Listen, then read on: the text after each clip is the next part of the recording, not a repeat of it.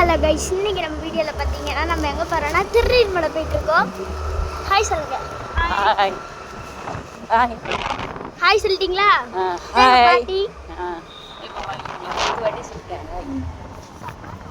இப்போ பார்த்தீங்கன்னா நம்ம திருநீர்மலை போயிட்டுருக்கோம். போன வருஷம் vlog எடுத்த மாதிரி இந்த வருஷம் vlog எடுக்க போகிறோம்.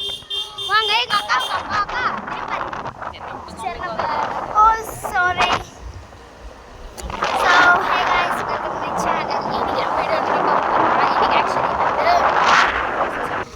ஸோ ஆக்சுவலி இன்றைக்கி நான் உங்கள் எல்லாருக்கும் ஒரு உண்மையான விஷயத்தை ஷேர் பண்ண போகிறேன்.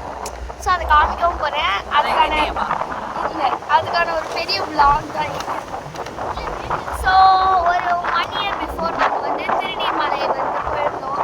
அப்போது அந்த ஆஞ்சநேயர் ஹனுமானுக்கு தனியாக ஒரு பிளேஸ் இருக்குல்ல, அந்த இடத்துல வந்து எஸ் யாருமே தந்தாங்க.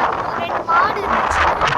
யாராச்சும் இருக்கீங்களா அப்படின்னு சும்மா கத்துன போது அங்கே ஒரு கை தெரிஞ்சுது, நான் இருக்கேன் அப்படின்ட்டு.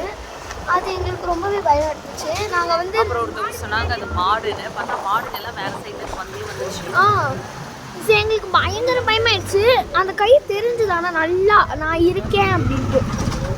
அது அது பேயா சாமியா என்னன்னே தெரியல.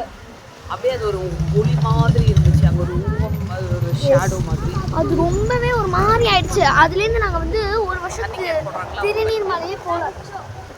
ஆனால் அதுலேருந்து உண்மையாக சொல்லணும்னா நாங்கள் ஒரு வருஷத்துக்கு திருநீர்மலையே விசிட் பண்ணல. இன்னைக்கு தான் உண்மையை சொல்லிட்டோமே, நம்ம வீடியோ vlog எடுத்துருவோம் அப்படின்னா. அவங்கெல்லாம் இங்கே தான் இருக்காங்க. ஸோ வாங்க போய் வீடியோ எடுத்துலாம். ஸோ அதுக்கான பெரிய vlog வேணும்னா